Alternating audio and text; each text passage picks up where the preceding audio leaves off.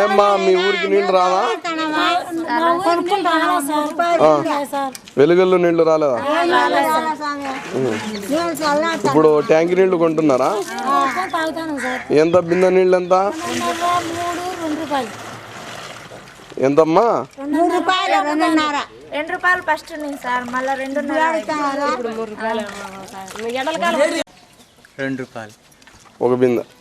2 బిందెలు తీసుకుంటే 2 తీసుకో, 10 తీసుకో, 8 తీసుకో.